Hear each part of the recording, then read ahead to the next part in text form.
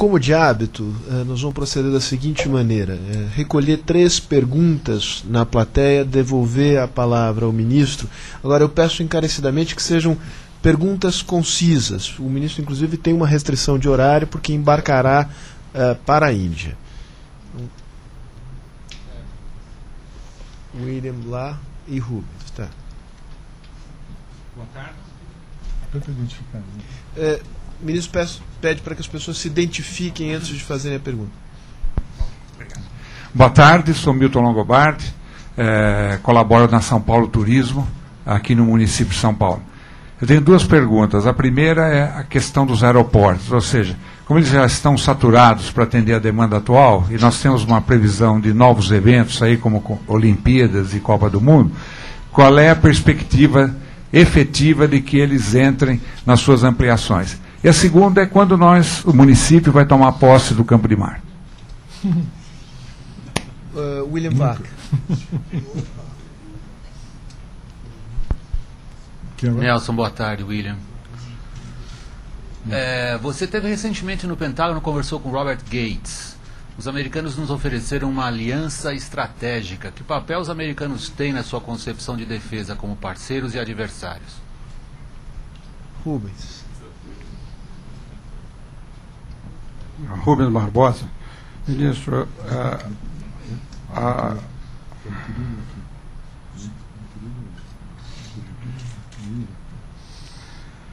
a minha pergunta é relativa à base de Alcântara. Esse programa, como foi mencionado, é de grande importância estratégica e comercial.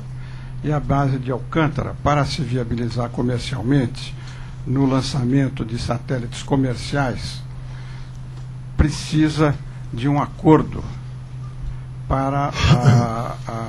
de salvaguardas para que as companhias que lançam satélites, e 85% desses satélites são satélites lançados por companhias americanas, para ter garantias de que seria respeitado uma série de segredos comerciais.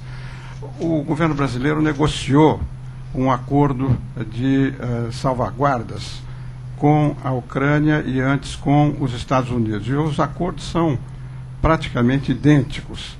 E o acordo com os Estados Unidos viabilizaria o lançamento em Alcântara desses satélites comerciais.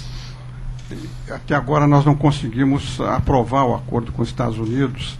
Eu, quando estava lá em Washington, ainda tentei negociar já no governo Lula, mas não foi possível. Eu acho que o que eu queria era uma informação de como está isso, se vai ser avançado, porque a experiência e a informação que eu tenho, sem esse acordo com os Estados Unidos, não vai ser possível lançar os satélites comerciais, 85% dos quais lançados por empresas americanas.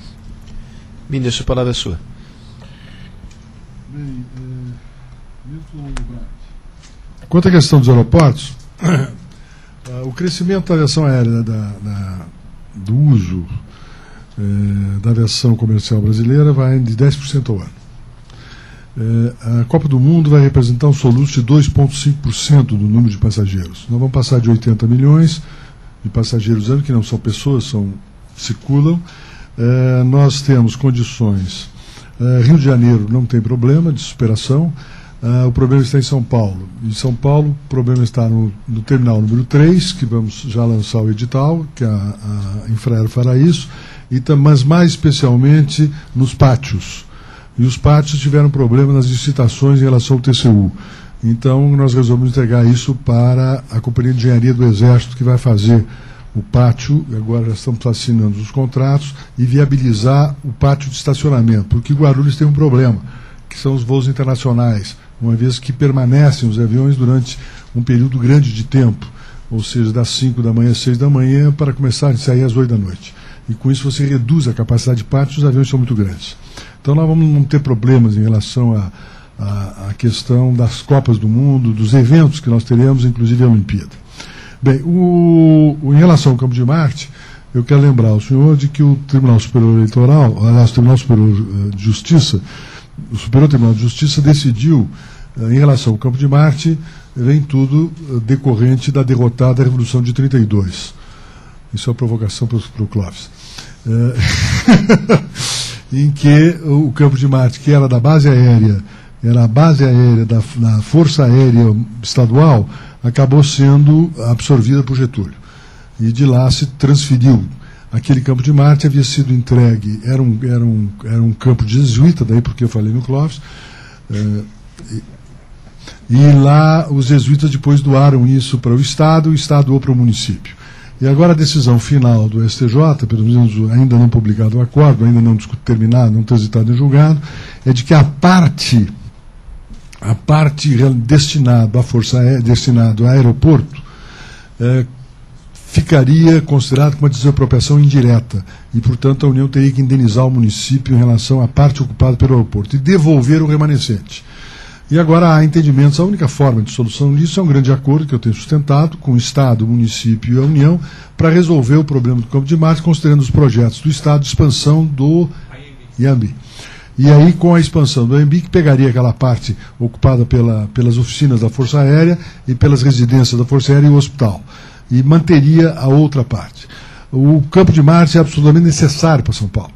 Nós temos lá 280 movimentos ano, 280 mil movimentos ano de aeronaves. Não de pessoas, de aeronaves, porque lá são aeronaves pequenas, principalmente de helicópteros. Então é fundamental a manutenção do Campo de Marte e há uma discussão também que passa pelo governo federal e estamos trabalhando, que é a história do TAV, ou seja, do trem de alta velocidade, que poderia ter próximo ao Campo de Marte uma estação. Eu disse ao governo federal de que isso tinha que ser resolvido com o governo do Estado e com o município, já que a propriedade da parte ocupável pelo TAV ou está no domínio definido pelo STJ, no domínio do município, já que isso foi doado ao município. Ficaria com a União somente a parte dos hangares e de pista. O resto teria que devolver. Então é uma questão de fazer um acordo. Então o Campo de Marte continuará funcionando como heliporto, que é fundamental, mas também com asa fixa. Eu tive uma conversa com o governador do Estado de São Paulo sobre o problema de que alguns diziam que ficaria somente heliponto, mas não, é heliponto e asa fixa, uma vez que não tem solução para asa fixa. E agora tem um problema dessa asa fixa que nós temos que deixar claro. E a minha posição pessoal, é claro que é uma posição pessoal minha. O problema da asa fixa nós temos que resolver através do setor privado e por autorização. Querem ter um aeroporto? Tem como tem o Teterboro, por exemplo, nos Estados Unidos, que é privado. Mas vão fazer em outro lugar. Não há razão nenhuma da União investir dinheiro para a aviação geral. A aviação geral tem que ter a sua própria infraestrutura aeroportuária. Por quê? Porque não se justifica que nós possamos botar dinheiro público para beneficiar aviões que carregam 4 pessoas. Então não tem sentido nenhum. E eu quero lembrar o seguinte também. Eu tentei fazer, mas não foi fácil, um levantamento do que representa esses 80 milhões de passageiros ano no Brasil todo. Através dos CPFs das empresas, quando da compra da passagem.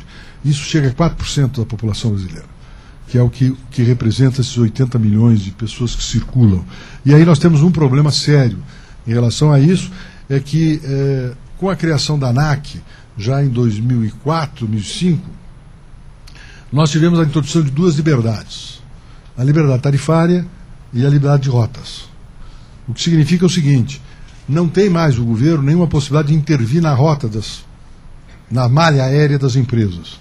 A malha aérea das empresas é oferecida à ANAC, a ANAC tem dados da Infraero e tem dados do DSEA. E esses dados do DSEA e da Infraero são compatibilizados pela ANAC, ela verifica se a malha aérea proposta pela empresa é compatível ou não é compatível com a infraestrutura aeroportuária brasileira. E aí concede ou não concede. Nós não temos condições de trabalhar nesse sentido. E aí o que aconteceu? Aconteceu uma verticalização. A verticalização significa o seguinte: linhas de norte a sul. Então hoje, por exemplo, você não tem linhas transversais que atravessam o Brasil, você tem linhas que fazem isso aqui. Ó. Tanto é que você ir para uma capital do Nordeste para outra, você tem que ir a Brasília, que faz o hub em Brasília e sobe para o Nordeste. Não é isso aí? Vocês são de lá. Então, o que nós temos que fazer? Eu estou trabalhando em um duplo regime. O regime da aviação doméstica competitiva, com liberdade de tarifa, etc., que está indo bem e tem condições de desenvolvimento brutal, mas também trabalhando em 2 modalidades. A modalidade da identificação dos aeroportos dos aeródromos sem utilização e os aeródromos de baixa densidade. E nesse aeródromo de baixa densidade não dá para ter um modelo competitivo porque não tem como fazer. Então tem que ter um modelo de incentivo. E aí então eu estou propondo ao governo estabelecer 3 mecanismos básicos que podem ser somados e podem ser trabalhados um mais outro ou isoladamente. Exclusividade de rota, ou seja, conceder a rota. Aí já não seria autorização da rota, mas sim a concessão de uma rota com exclusividade para se fazer o mercado. Dou um exemplo do Norte. Uma empresa do Norte, tipicamente amazonense, construiu uma linha de Manaus, Porto Velho, Rio Branco, Cruzeiro do Sul. E construiu o mercado. A empresa, uma empresa nacional brasileira, pediu autorização para fazer a mesma linha. Tem liberdade de rota, tinha capacidade de infraestrutura e tem liberdade tarifária. E passou a cobrar R$400 a passagem, enquanto o preço da outra era 600. A outra quebrou. Agora essa passagem está 1.600. E nós não temos como controlar isso, porque a liberdade de tarifas é global. Então, nestas regiões, nós teríamos que ter uma outra política, que é a exclusividade de rotas para a criação de linhas por um período de tempo, benefícios em relação ao QAV, ou seja, o ICM no QAV, para estabelecer uma unificação do QAV no QAV. Lembre-se daquele problema que houve aqui em Congonhas. O QAV do Rio Grande do Sul era muito mais barato que o QAV de São Paulo. E o avião veio carregado de combustível, daquela explosão do acidente da TAM. E terceiro, trabalhos com tributos, ou seja, nessa área dos tributos, para a gente estabelecer essa situação, e ainda, em alguns casos, compra de assentos. Ou seja, assegurar um mínimo de rentabilidade para a empresa através de mecanismos que nós estamos pensando em montar. E aí você assegurar a aviação regional. Porque tu tem determinadas áreas que você não tem outra solução senão avião, que é a causa da Amazônia. É impossível você... E lembre-se que a Amazônia é uma espinha de peixe. Você tem o rio Amazonas e depois os rios fazem assim. Os rios não fazem assim. Então o sujeito, para ir de um local a outro, tem que subir o Amazonas e descer. São 30 dias, 40 dias, 60 dias, etc. e tal. A viagem, por exemplo, toda a viagem para Cruzeiro do Sul, saindo de Rio Branco, é tudo horizontal. Se você quer a Benjamin Constant, você não tem como ir a Benjamin Constant, senão subindo do Juruá, o médio Juruá, indo ao Amazonas para descer depois. Não é possível. Ou seja, para quem conhece toda essa situação do Brasil, essas estruturações, vê a necessidade de nós fazermos isso. Estamos trabalhando nesse sentido. Campo de Marte, portanto, a aviação, que é o seu interesse, não será devolvida, será mantida com a União em acordo com o Estado de São Paulo. Em relação à pergunta do William Vac, na conversa que nós tivemos, não só com o secretário Gates, como também com o general Jane Jones, que é o advisor para assuntos de segurança nacional, os entendimentos são muito bons. As conversas são boas. Nós colocamos os Estados Unidos não mais na conversa de sênior e júnior, ou seja, a conversa é nivelada. O que eu disse ao secretário Gates é de que houve um problema dos americanos com a América do Sul. E o problema dos americanos com a América do Sul é a imensa desconfiança da América do Sul em relação aos americanos.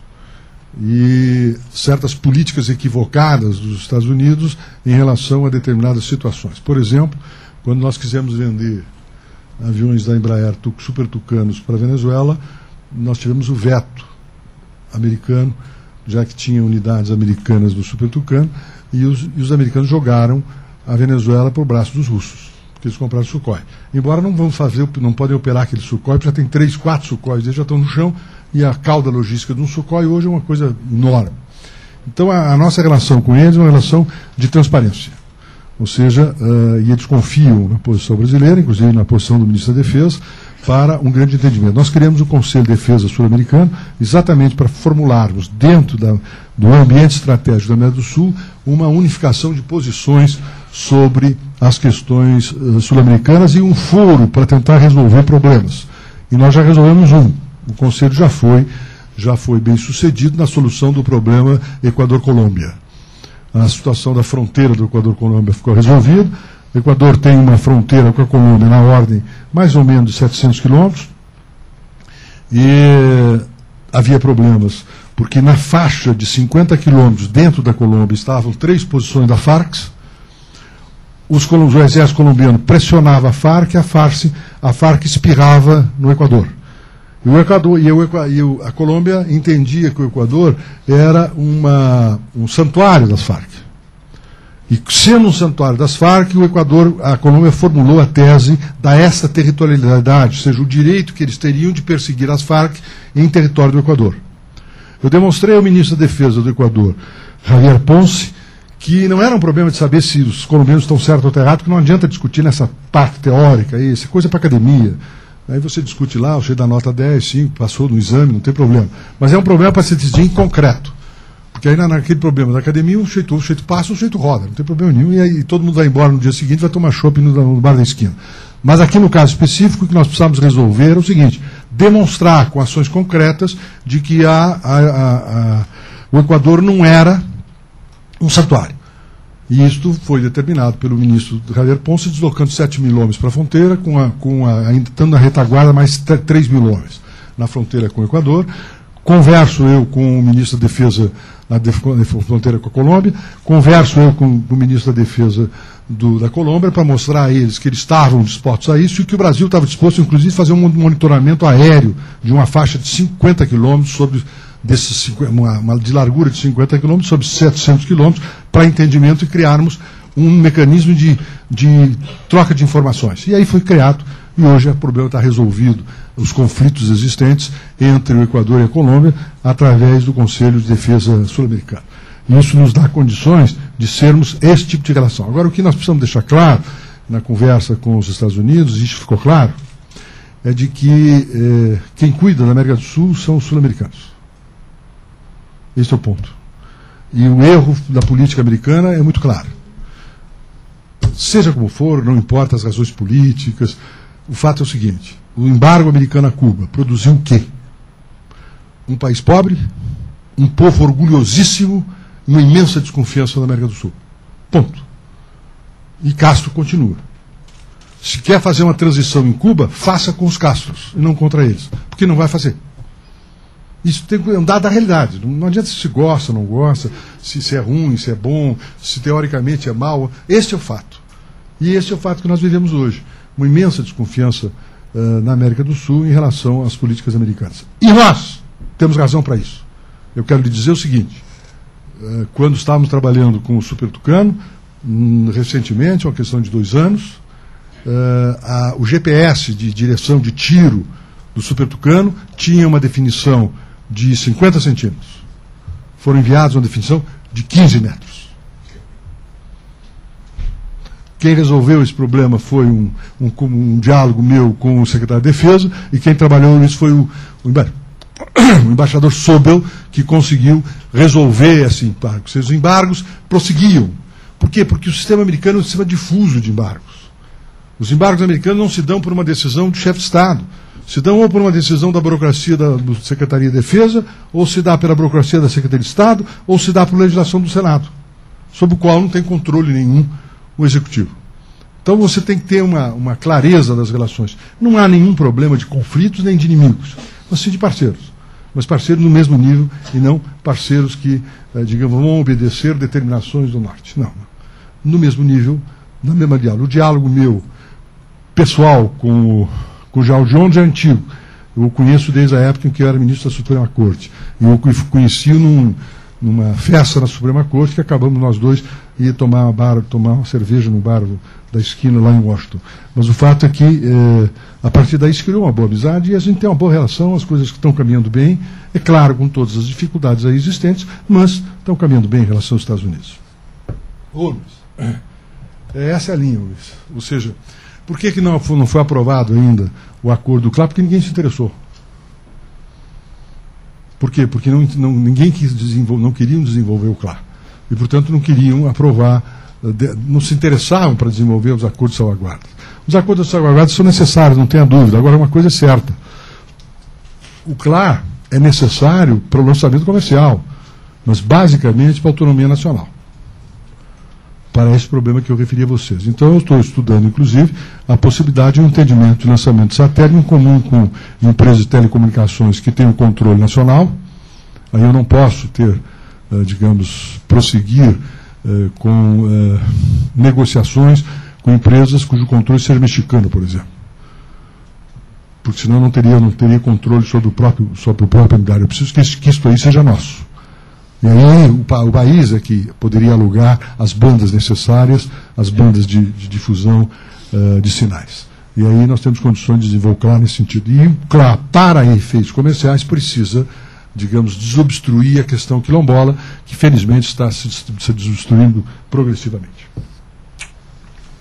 O senhor tem tempo para mais uma rodada de perguntas? Mais uma rodada de perguntas. Qual é o deadline meu, César? Hein? 15 minutos? Tá. Então tá bem. Coronel Vicente.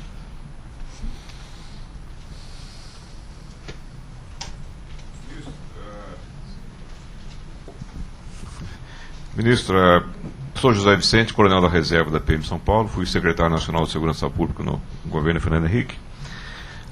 Os planos nacionais aí de segurança do Fernando Henrique foi o primeiro, depois o plano do atual governo, eles mal contemplam a questão de segurança pelas fronteiras. O senhor demonstrou aí que as instalações de brigadas e novos pelotões, que a gente sabe que mesmo assim serão insuficientes, até pelo longo prazo nós teremos para a instalação total deles, um custo também bastante difícil, mas o fato é que fica pouco para os demais, além das Forças Armadas, essa incumbência das nossas fronteiras.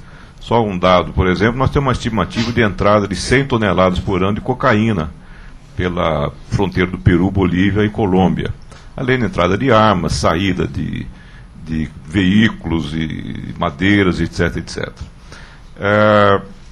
Nós sabemos que a Polícia Federal não tem recurso para isso, é uma estrutura de investigação, não está apta, inclusive, para trabalhar num ambiente inóspito de fronteiras.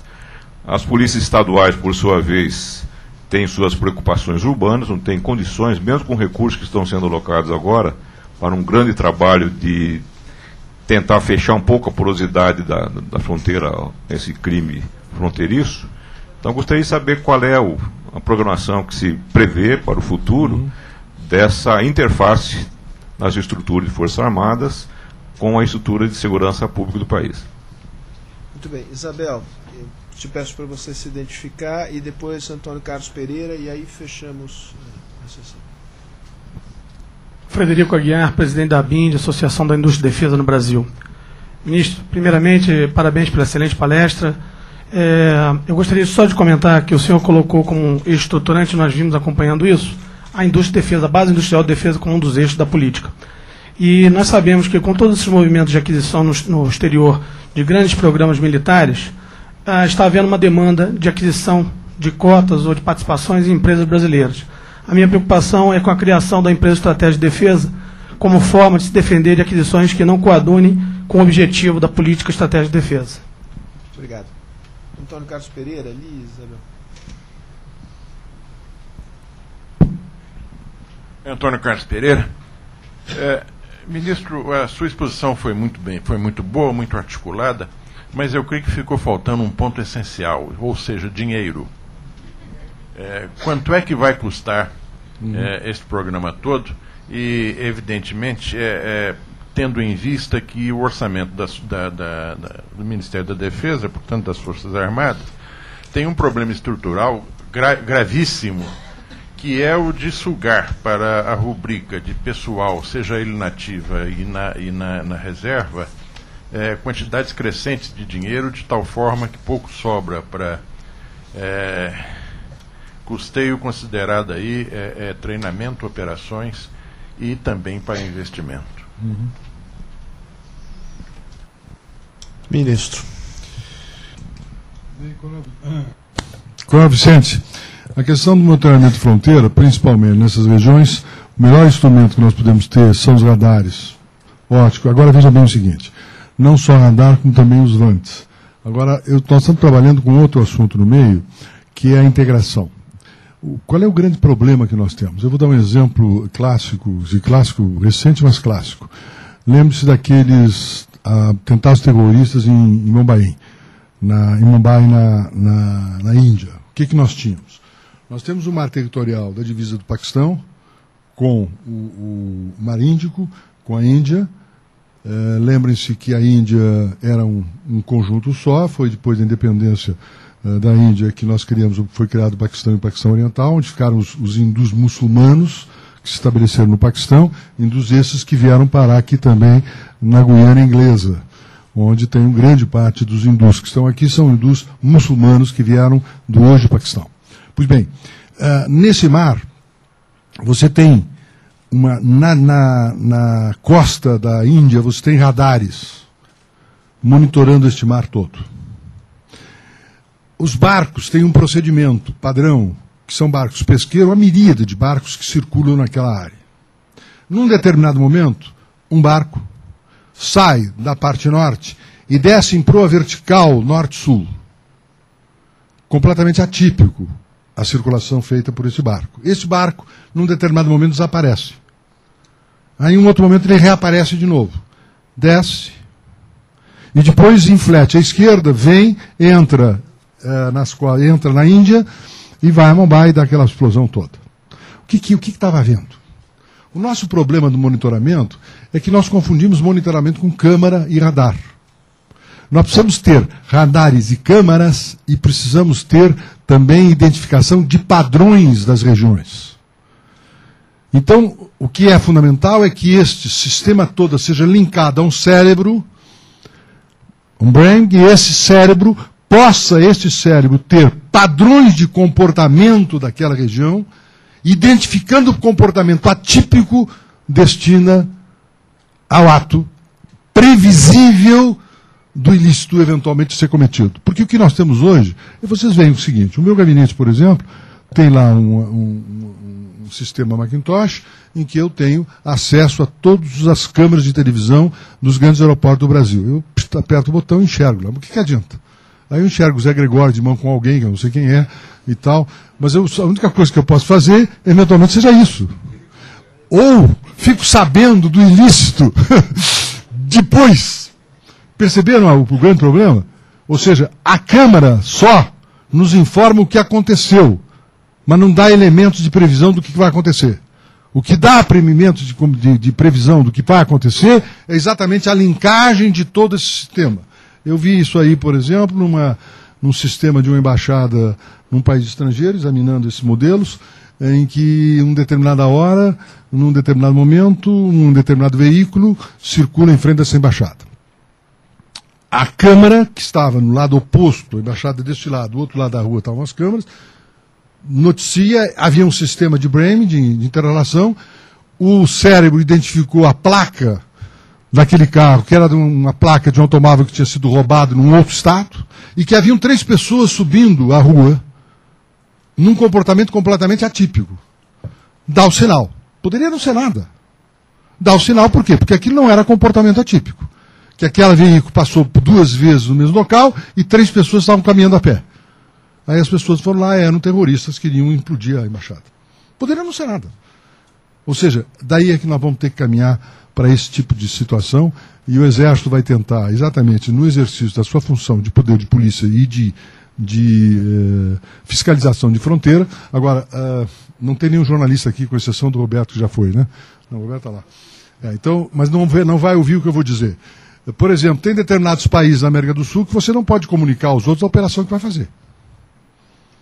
Porque se você comunicar na operação que vai fazer, você não pega nada.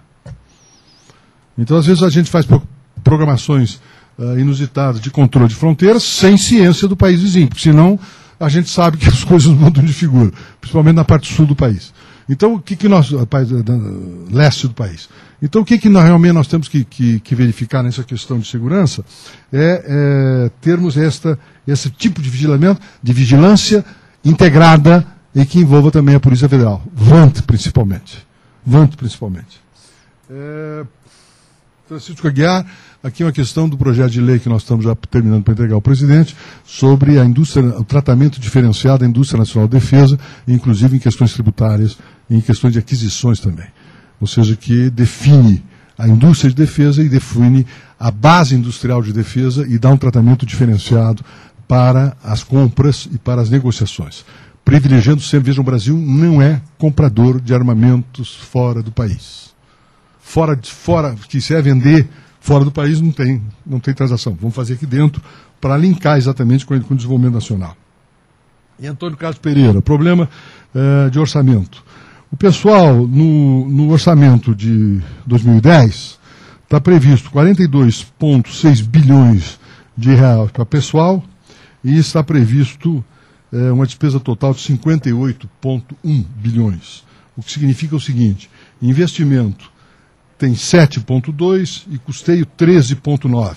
Ou seja, nós temos um total aqui de moeda corrente de 42. Veja uma diferença fundamental. Por quê? Porque nós temos, em relação às Forças Armadas, nós temos ativos e inativos e pensionistas. Inativos e pensionistas correspondem a 1/3 do efetivo das forças. Mas elas absorvem 2/3 do orçamento da folha. Então, qual é a forma de resolver isso? Uma das formas de resolver é, claro que não vamos resolver isso sem respeitar os direitos constitucionais. Nós vamos ter que ter um mecanismo de transição. Agora, no entanto, há uma fórmula. E a fórmula eu estou examinando e propondo ao presidente da seguinte forma. Nós vamos criar um fundo imobiliário. Pegaríamos o grande patrimônio que é gerenciado pelas Forças Armadas, imenso patrimônio, Exército, Marinha e Aeronáutica. Selecionaríamos 3 tipos de patrimônio. Os estratégicos, numa visão de 50 anos. Os históricos, que não vai ninguém querer fazer um negócio com o Forte Copacabana, ou com o Campo de Marte, se vocês quiserem, para comemorar a Revolução de 32. ou isso é provocação típica, né? Típica de gaúcho. Né? Terceiro, os imóveis que não são nem históricos nem estratégicos. E aí faríamos um fundo imobiliário, tentaríamos construir um fundo imobiliário, mas um fundo imobiliário que não é para vender imóveis. É para participar de investimentos e rentabilidade desses imóveis, para financiar exatamente, e aí você ter condições de financiar investimentos e também, eventualmente, pessoal, ou deixa o pessoal só no orçamento e depois caminha-se para um sistema de capitalização, progressivamente, para poder se aplicar um fator previdenciário em cima, etc, que são mecanismos possíveis de ser feito. Agora, não é algo que a gente possa fazer de uma hora para outra. Eu não tive nem tempo, estou com 1 ano e meio no Ministério da Defesa, não tive tempo, mas mandei fazer o levantamento desse patrimônio global, tem um patrimônio imenso, e eu conheço patrimônios, como o caso da Fazenda Saicana, no Rio Grande do Sul, que tem 3 léguas de Sesmaria, esse é o tipo de linguagem que vocês não entendem, porque isso ficou lá no Sul antes de 30. Pois bom, essa área é ocupada, uma partezinha que é ocupada para exercício das forças militares, e nós temos condições de ter negócios com aquilo. Inclusive havia problemas antes com os antigos intendentes, acabavam arrendando aquilo para plantio de soja e trigo, etc., naquela região. Então nós temos condições de tentar encontrar uma fórmula que possa ser de transição do regime, mas ao mesmo tempo encontrar forma de financiamento alternativo. E forma de financiamento alternativo é outra, que agora nós já estamos terminando de ultimar, que é a folha de pagamento. Não faríamos como fez o governo de São Paulo, ou outros governos estaduais, que fizeram bem, que venderam a folha para um banco. Nós não podemos fazer isso, porque face à capilaridade nacional. Então, qual é a solução? A solução é credenciar bancos, e esses bancos teriam que pagar um percentual X sobre as aberturas de contas que fossem feitas pelos militares, e remunerassem o Exército, remunerassem a Marinha e remunerassem a Aeronáutica, pelo quê? Pelo portfólio que eles dão. Face os depósitos mensais da folha. Se são 52 bilhões que são depositados, no caso específico, previsto 42 bilhões para 2010 na folha de pagamento, evidentemente que isso é portfólio para alavancagem do banco em termos de empréstimo. Tem que pagar por isso. Mas nós não podemos fazer uma venda da folha, porque tu não tem a segurança sobre o banco, a agência. Nós precisamos credenciar os bancos que topam o credenciamento pagarão um percentual mensal ao Exército, à Marinha e à Aeronáutica, do correspondente ao valor depositado do responsável pela folha. E aí você tem uma circulação grande de dinheiro. São 42 bilhões que estariam, não sem render juros nenhum, vão pagar por isso. E eu já estou terminando os estudos nesse sentido. Eu peço desculpa a vocês, mas eu tenho que sair correndo. Clóvis. Rapidíssimo, Clóvis. Não é provocatório. Acabou de me avisar aqui o general Otigon que eles estão em cima da hora. Enorme satisfação em ver o que foi o avanço que você, depois de 8 anos, 10 anos de instalação do Ministério da Defesa, deu àquilo que era o ideal. Obviamente, você se lembra, e todo mundo sabe, as limitações do processo. O processo, a curva de aprendizado aí para trazer as Forças Armadas para constituir o Ministério da Defesa teve um custo, que é o custo de apostar no futuro. Fazer o que era possível na época, constituir o Ministério e a satisfação de ver, quer dizer, que essa curva de aprendizado já está na fase dos ganhos marginais. Veja, Clóvis, se tentasse fazer aquilo que nós estamos tentando fazer agora, em 99, vocês não fariam nada. Não criaria coisíssima nenhuma. Sem dúvida nenhuma. Então isso faz parte de um processo político histórico de importante distanciamento. Mas é importante assinalar, Nelson, que nós tivemos já 10 anos de Ministério da Defesa e com avanços muito menos significativos do que aqueles que estamos vendo na sua exposição como base para uma política nacional de defesa consistente em cima das Forças Armadas, que significam tudo isso para o país. Obrigado, Clóvis. Muito obrigado.